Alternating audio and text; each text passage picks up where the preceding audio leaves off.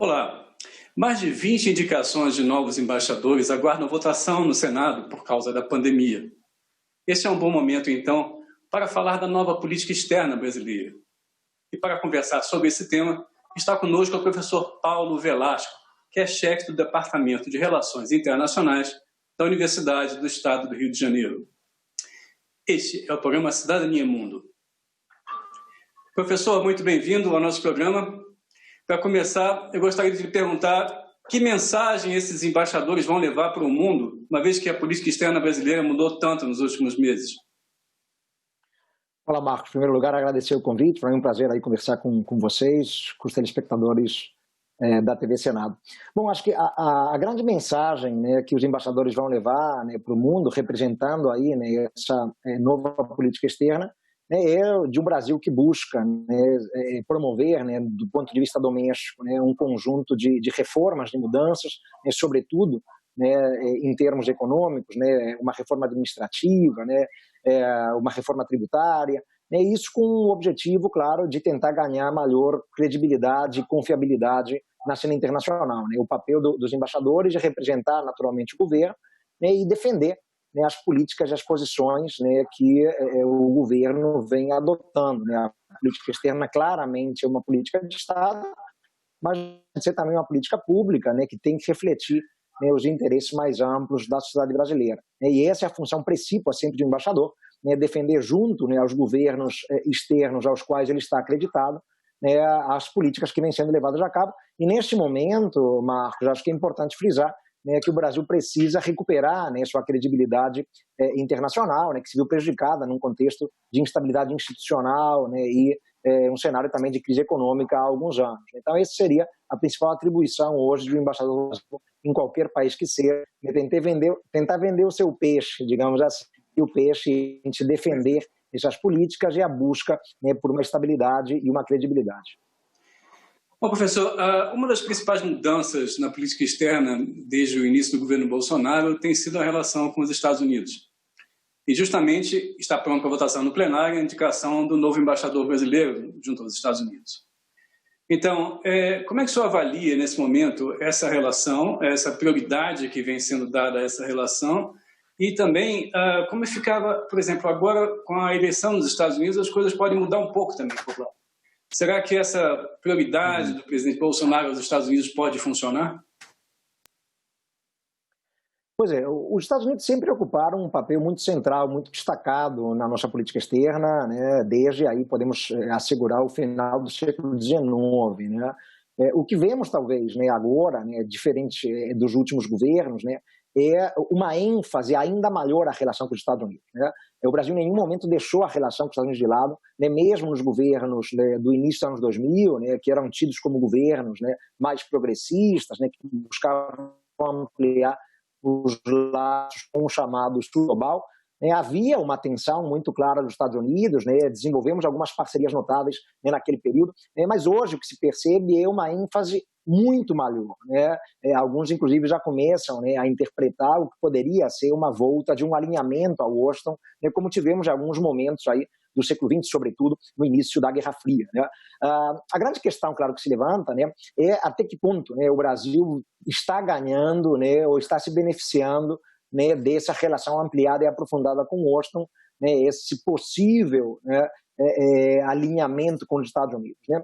Temos pontualmente, né, algumas conquistas, mas são conquistas mais simbólicas, Marcos. Né. Então, o apoio norte-americano, por exemplo, ao desejo de adesão do Brasil à OCDE, né, a Organização para a Cooperação e Desenvolvimento Econômico, né, firmamos um acordo na área de defesa há alguns meses, né, acordo sobre pesquisa, desenvolvimento, testes e avaliação, né, que é importante, claro, na área de defesa, que pode beneficiar empresas brasileiras, né, que busquem participar, por exemplo, de licitações no mercado norte-americano.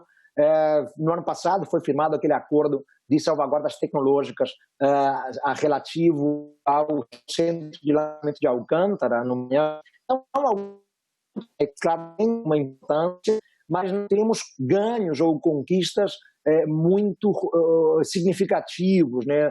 Não há uma robustez, uma profundidade maior nisso que a gente está obtendo dos Estados Unidos, por isso que a gente tem que avaliar, né, até que ponto, de fato, né, é pragmático o Brasil se devotar, né, tão fortemente aos Estados Unidos, né, nesse contexto, né, em que o mundo, né, claramente, Marcos, tende a uma dinâmica mais multipolar. Né? Não temos mais uma realidade internacional, né, marcada por uma lógica unipolar.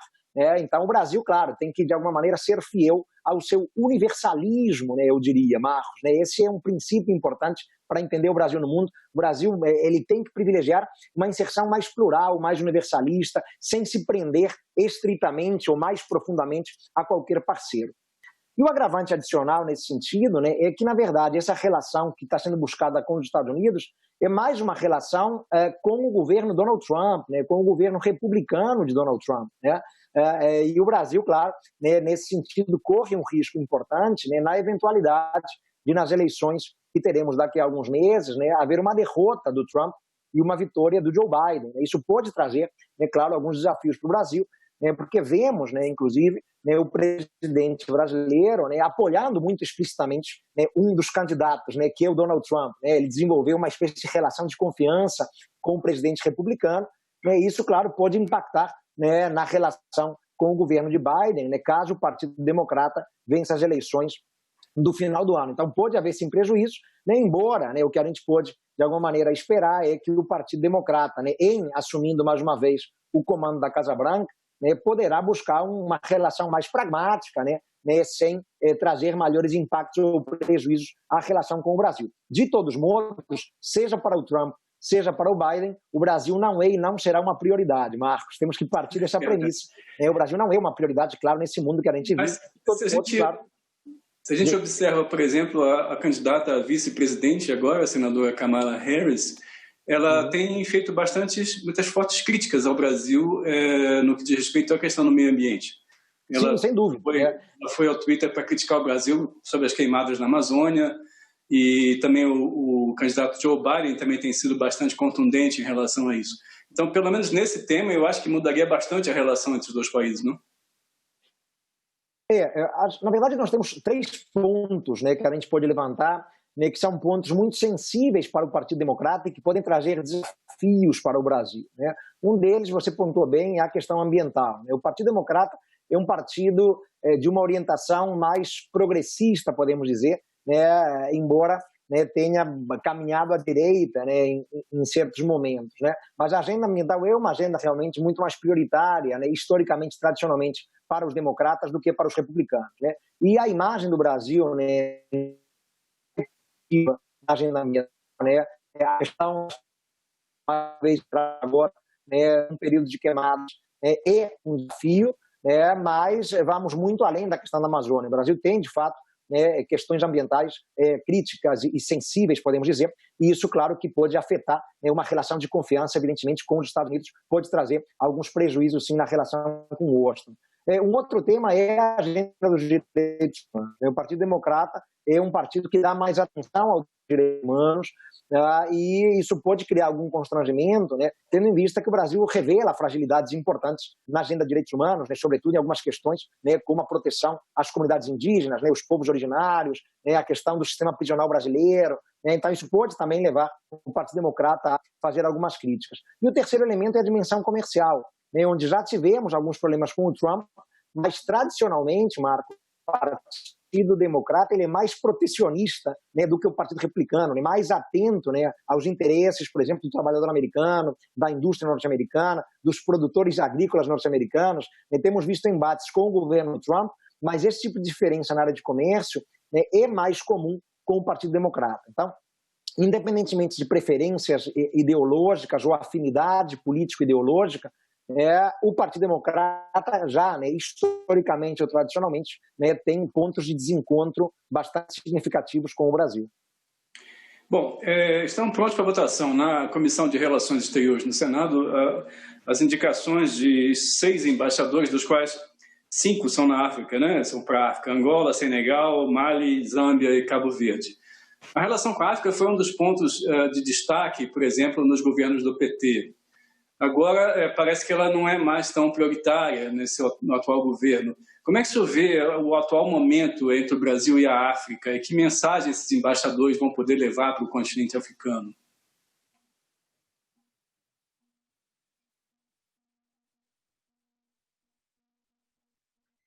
De fato, a relação com a África, Marcos, podemos dizer, né, que ela perde um pouco de sua centralidade, né? Não tem o destaque, né, certamente, que teve no início dos anos 2000. Né? Vimos, inclusive, o Brasil, né, tendo já de 2 embaixadas na África, né, a embaixada em Libéria e a embaixada em Serra Leoa, né? E os interesses com esses estados, né, serão promovidos pela nossa embaixada em Gana, nossa embaixada em Acre. Então há certamente uma perda de centralidade, de prioridade na relação com a África, e a tendência é que o Brasil, né, passe a desenvolver para a África, né, uma relação mais seletiva, mais recortada, algo parecido com o que víamos nos anos 90. Né? Não dá para dizer que o Brasil descarte a África, mas o Brasil será mais pontual e seletivo nas suas iniciativas. Né? Vimos no final do ano passado, né, o chanceler Ernesto Araújo fazendo uma viagem à África, né, esteve em Cabo Verde, Angola, Senegal e Nigéria. Né? Desses 4 países, né, Senegal, né, e Angola terão agora, né, a possibilidade de confirmação dos embaixadores indicados no Senado. Né? São 2 países importantes, claro, por serem países africanos de língua oficial portuguesa. Né? São nossos parceiros na chamada CPLP. Angola tem um peso enorme, histórico. Né? O Brasil foi, inclusive, né, durante o governo Geisel, o primeiro país no mundo em reconhecer a independência angolana. Outros que chamam a atenção, né, é justamente a Nigéria, o Senegal. Né? São países importantes que têm um peso histórico. Né? Com a Nigéria, por exemplo, né, compartilhamos interesses muito claros, né, sobretudo na área econômica. Né? O Brasil tem uma relação comercial importante com a Nigéria. Há investimentos na Nigéria, né, um país muito importante no setor petrolífero. Há interesse na área de segurança, né, por exemplo, a região do Golfo de Guiné, Marcos, é uma região muito vulnerável, né, há uma série de ilícitos, é uma região problemática, inclusive, né, há ilícitos variados, né, no Golfo de Guiné. O Brasil busca desenvolver uma relação de parceria e de confiança com a Nigéria. Então, certamente sim, né, nós vemos aí a África perdendo um pouco do espaço da prioridade que teve a certa altura, mas não é um continente que possa ser descartado pelo Brasil. Então, os embaixadores a serem confirmados para os países africanos, né, terão que levar essa mensagem, né, de que o Brasil, né, continua interessado com a África, mas me parece que o foco será menos, por exemplo, Marcos, na agenda de desenvolvimento, né, será um foco menor, né, as questões relativas ao sul global. Né, o Brasil, né, durante os governos do PT, abraçava muito a África para defender, né, uma bandeira mais relativa ao sul global, revisionista. Eu acho que o foco agora será mais em questões pragmáticas, né, para o governo Bolsonaro, né, questões relativas à segurança, questões relativas a investimentos, a comércio. Né, teremos talvez uma relação menos solidária e certamente uma relação mais vinculada a temas econômicos e a temas de segurança. Bom, professor, também existem várias indicações que ainda estão nas mãos dos relatores, que ainda não apresentaram seus pareceres. Entre elas, há algumas bastante importantes, como essa do novo embaixador brasileiro na Argentina, do novo embaixador brasileiro no Chile. Especialmente no que diz respeito à Argentina, eu gostaria de ouvir a sua opinião a respeito disso, de como está, como pode ficar a relação bilateral, sendo que os 2 presidentes até agora não se encontraram e não conseguiram achar um espaço comum de diálogo. Pois é, o embaixador, uma vez confirmado, ele terá esse desafio, Marcos, resgatar, digamos assim, o diálogo de alto nível, né, entre Brasil e Argentina. É possivelmente o parceiro mais importante para o Brasil no mundo. Né? A gente fala muito dos Estados Unidos, mas a Argentina é o nosso vizinho direto, né? É um país com quem compartilhamos uma série de interesses, uma série de agendas, uma série de desafios. Né? Não é interessante para o Brasil, né, termos as relações esfriadas, né, com a né? Vale lembrar, né, que a Argentina goza do status de aliado estratégico. Né? Ainda nos anos 90, o Brasil e a Argentina firmam um acordo de aliança estratégica, ser super importante para o Brasil em termos econômicos, né? É nosso 3º maior parceiro comercial, né? Só perde para a China e Estados Unidos pela ordem. Né? É um país onde temos muitos investimentos e é um país com quem compartilhamos agendas muito variadas, né? Seja no âmbito regional, seja no âmbito global. Né? O que vemos hoje, né, desde a vitória do Alberto Fernandes no final do ano passado, é um desencontro, né, entre os dois líderes, né? Há uma falta de afinidade, né, em termos político-ideológicos, né, mas isso não deveria ser um fator impeditivo para a continuidade de boas relações ou de relações cooperativas entre os dois vizinhos, né?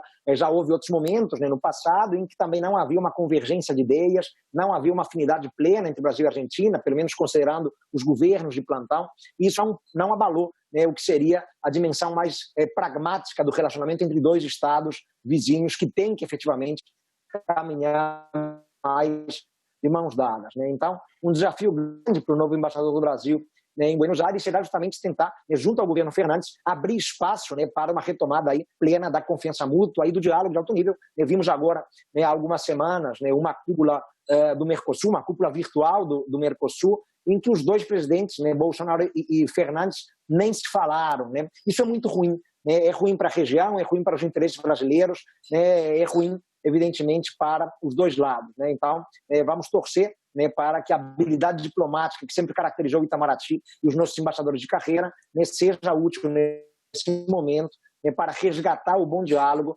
né, e a coordenação de esforços entre Brasília e Buenos Aires. Por exemplo, o Chile e a Argentina, que têm governos muito diferentes, eles dois estão unidos agora contra a intenção do presidente Trump de indicar o novo presidente do Banco Interamericano de Desenvolvimento, por exemplo. E o Brasil apoia o governo americano nessa questão. Então, me parece que existe muito espaço para discussão, para debate ainda interno aqui na América do Sul a respeito de que posições tomar, inclusive na relação com os Estados Unidos, não? Com certeza, né? O fato de, por exemplo, os governos brasileiro e chileno terem afinidades ideológicas, né? E de fato, né, o Piñera e o Bolsonaro eles compartilham algumas ideias, não significa que eles caminhem juntos em temas regionais, né? Exatamente porque aí entra a questão do pragmatismo, né, o interesse do Estado, né? Então o Chile, né, é muito consciente, né, de que essa indicação do presidente do BID, né, está rompendo uma tradição, né, de 60 anos. Né? O BID foi criado, né, em 59, né, a partir de uma proposta brasileira, né, da Operação Pan-Americana no governo do Juscelino Kubitschek, e por tradição, nesses 60 anos, sempre o presidente é um latino-americano. Né? Então, o atropelo do Trump, né, inclusive passando por cima, né, de um possível brasileiro, né, que concorreria aí, né, ao cargo, naturalmente, algo que afeta os interesses do Brasil, né, e o Brasil não deveria, né, ter, né, seguido aí na linha do Trump, né, e apoiado a postura do governo americano. Né, o ideal, o razoável, era que articulássemos esforços no âmbito sul-americano, né, ou latino-americano, né, e defendêssemos, né, de fato, a manutenção dessa tradição e a ascensão de um presidente latino-americano ao BID. Então, esse é um ponto importante. Né? Então, as diferenças ideológicas, né, elas existem, é natural que elas existam, né, as preferências político-partidárias, né, podem ser distintas, mas há interesses acima, né, disso. Né? Há interesses para a região, né, há interesses para a América Latina como um todo, né, manter uma coesão, manter uma unidade é fundamental para defender os interesses latino-americanos, sobretudo diante, né, dos Estados Unidos, né, ou de potências externas à região, né, na medida em que muitas vezes há desencontros, né, em temas econômicos, comerciais, né, ou mesmo políticos. Né? Então, o que o Piñera demonstra nesse sentido, ao se articular com o Alberto Fernandes, é pragmatismo, algo que talvez esteja faltando ao governo brasileiro. Pois é, e se considerar que Brasil e Argentina são os principais sócios do Mercosul, a gente tem que lembrar que nós estamos num momento em que o Mercosul está querendo fazer acordos com outros países e blocos, e vai precisar de um mínimo de convergência entre os governos do Brasil e da Argentina, não? Perfeito, exatamente. Quer dizer, para além das dificuldades, né, que esse desencontro Buenos Aires e Brasília cria, né, para os dois países, também desafia muito o Mercosul. Né? Brasil e Argentina, né, são os dois pilares do Mercosul desde o início, desde os primórdios. Né? Mesmo antes do Mercosul nascer, né, ainda na década de 80 já havia, né, uma articulação em termos de integração entre Brasil e Argentina, né, e os dois não dialogarem, não haver entre eles uma cumplicidade, é algo que prejudica, claro, o Mercosul, prejudica a unidade do bloco, em um momento em que o bloco negocia, né, com Canadá, Singapura, Coreia do Sul, né, e tantos parceiros externos, uma série de acordos comerciais. Né, já fechamos acordos no ano passado com a União Europeia, né, com o Acordo Europeu de Livre Comércio, mas há outros parceiros com quem o Mercosul, né, vem negociando, e claro, uma falta de unidade, né, prejudica, o Mercosul, diminui o poder de barganha do bloco, né, tira, inclusive, o interesse de parceiros externos em negociarem com o Mercosul, porque, claro, o interesse desse país é negociar com um Mercosul saudável, com um Mercosul unido, né, e na medida em que Brasil e Argentina olham para lados opostos, né, e não dialogam entre si, isso acaba impactando a própria credibilidade da integração mercosulina, Marcos. Ainda um pouquinho sobre a questão do Mercosul, e você falou da União Europeia, né? Quer dizer, esse acordo basicamente foi acertado, mas ainda não assinado, e parece que vai acontecer ainda de ficar um bom tempo aguardando definições políticas e ambientais do Brasil, não? Perfeito, né? O acordo foi fechado com a União Europeia no ano passado, anunciado inclusive durante a cúpula do G20, que prevê uma cláusula ambiental. Você está lá, um dos temas é a dimensão ambiental, né, e abre espaço justamente para, né, a aplicação de restrições comerciais na eventualidade, né, de alguma das partes do acordo assumir posturas que atentem contra o desenvolvimento sustentável, atentem contra o equilíbrio ambiental. A questão da assinatura, né, é uma questão fundamental. Esperava-se a assinatura formal do acordo ainda em 2020. Né, para isso, claro, primeiro tem que se fazer uma revisão técnica do acordo, né, o acordo tem que ser traduzido para os vários idiomas dos países envolvidos, mas a assinatura, enfim, né, certamente não sairá a curto prazo. A própria pandemia, assim como impacta, né, a confirmação dos embaixadores indicados no Senado, impacta também, né, esse processo técnico de revisão do acordo, né, a própria tradução se vê impactada também, e temos que lembrar, né, que depois ainda, né, o acordo terá que passar pela ratificação, né, dos países membros do Mercosul, né, pelos seus parlamentos e pelo Parlamento Europeu, né. Então, não veremos a curto prazo esse acordo entrando em vigor. Bom, existe também um outro tema que ganhou muita relevância no atual governo brasileiro, que é a relação com Israel. E uma das indicações que aguarda também parecer na Comissão de Relações Exteriores é do novo embaixador brasileiro em Israel. Aqui o senhor acha que aqui o senhor debita essa crescente importância de Israel na política externa brasileira? Eu acho que há uma afinidade político-ideológica grande, né, entre o governo Bolsonaro e o governo do Benjamin Netanyahu. Né? Os dois se entendem, né, eles meio que falam a mesma língua, enxergam, podemos dizer, a realidade internacional por prismas muito semelhantes. Né? Os dois, né, têm essa afinidade também com o governo Donald Trump, né? Então isso acaba criando, né, uma afinidade. Podemos reconhecer, né, que o próprio apoio, né, evangélico ao governo Bolsonaro também impacta nas relações com Israel, né, em função do chamado sionismo evangélico. Né? Então, esse grupo também é um grupo responsável, né, por essa afinidade toda com Israel. Né? Vale lembrar que o Brasil, inclusive, decidiu copiar, né, o governo Donald Trump pelo menos assume como um projeto, né, a transferência da nossa embaixada de Tel Aviv para Jerusalém, embora isso ainda não tenha sido efetivado. Né, por enquanto, apenas abrimos, né, um escritório de representação em Jerusalém.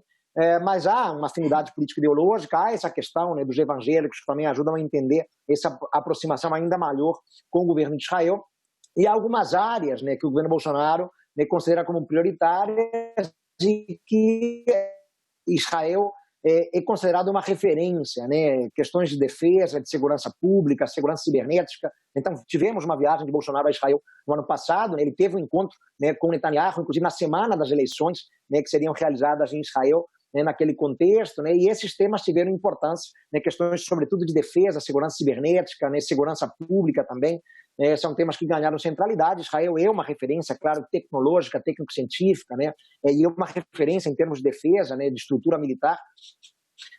Não é um acaso que o embaixador indicado, né, é um general, né, brasileiro, o general Gerson Menandro de Freitas, né, que foi, inclusive, né, diretor da Academia Militar das Agulhas Negras. Né, ele comandou a AMAN, né, foi o comandante da Academia Militar, né, é um militar muito reconhecido, muito experiente. Né, então isso também rompe um pouco a tradição diplomática brasileira. Né, a indicação de um militar de carreira, né, para chefiar uma embaixada, né, teríamos que voltar ao início dos anos 70, né, para vermos um movimento semelhante. Né.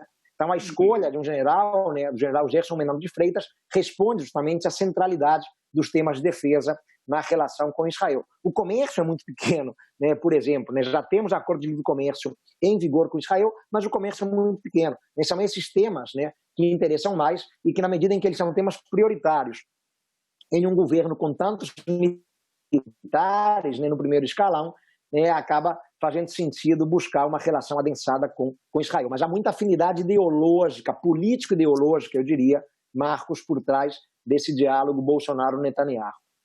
Para concluir, professor, essa questão ideológica, ela tem marcado bastante a nova política externa brasileira. Você acha que vai se manter assim ao longo do governo? Eu acho que a mudança ela viria só com a troca de chanceler, né? O nosso ministro de Exteriores, Ernesto Araújo, ele revela um perfil fortemente ideológico, né? Identificado, inclusive, muitas vezes com visões, né? E com preceitos que são estranhos à tradição diplomática brasileira, né? Então, é um chanceler que reza, né, por uma cartilha ideológica, e ele usa, inclusive, termos, conceitos, né, como a lógica do antiglobalismo, né, que acabam refletindo muito e revelando muito, né, desse tom excessivamente ideológico, né, da nossa política externa no contexto contemporâneo, né, o que leva o Brasil a se afastar de pilares, de princípios, né, historicamente consolidados e arraigados, né.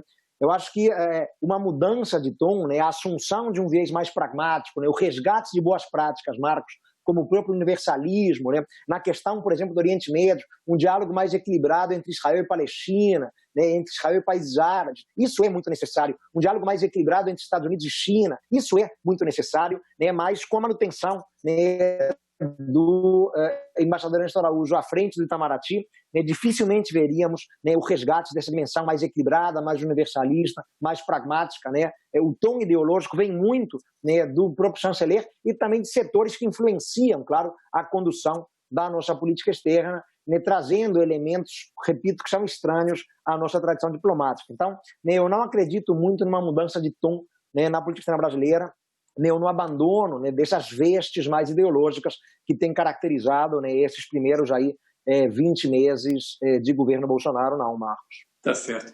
Bom, vamos agradecer então a presença do professor Paulo Velasco conosco. E se você quiser assistir mais uma vez esse programa, você pode acompanhar no site do Senado ou também no nosso canal do YouTube. Então, queremos agradecer a sua presença e fique conosco aqui na TV Senado.